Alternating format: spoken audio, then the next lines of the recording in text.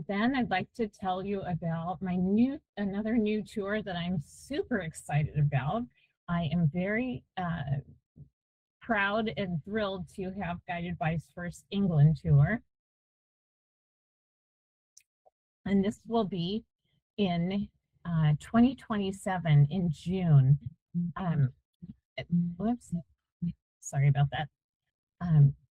June 2027. So I think the feeling you'll get from this tour is that I'm going to take you to see kind of the views and the history and the traditions and the food that you always think about when you picture England. But I'm putting in some unexpected surprises that you might not have realized were a part of England. So we're going to have those things that you just quintessentially England. We'll visit these charming storybook towns in the Cotswolds. We'll have these fabulous bucolic views with the sheep in the distance. In June, the flowers will be in fine form, peak bloom time, and we'll visit just one of my favorite gardens in England, just overflowing with beautiful flowers, manicured, but with this beautiful floral exuberance. And even if you're not a gardener, you'll love it. Excuse me. Of course, we'll have afternoon tea. That's a must-have. That's a classic.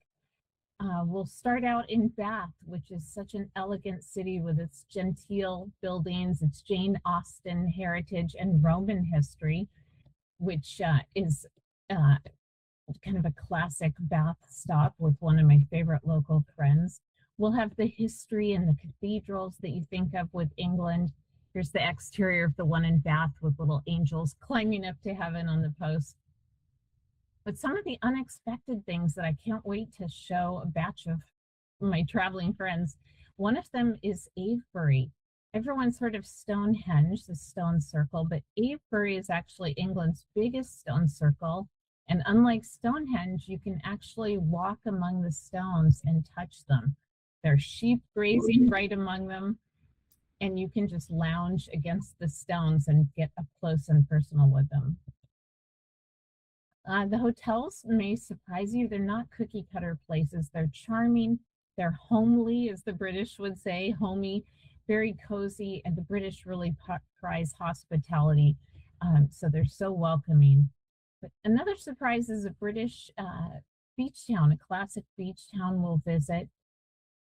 With this incredible scenery, we'll go to the Jurassic Coast on the south coast of England, where not only are there these amazing rock formations and beaches and beautiful cliffside paths you can walk, but this is where a female fossil collector around 1800 made these amazing fossil discoveries that really kind of helped launch the field of paleontology.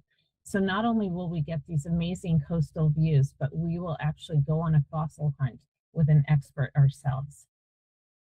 So again, we have these nice long relaxed stops. We start in Bath.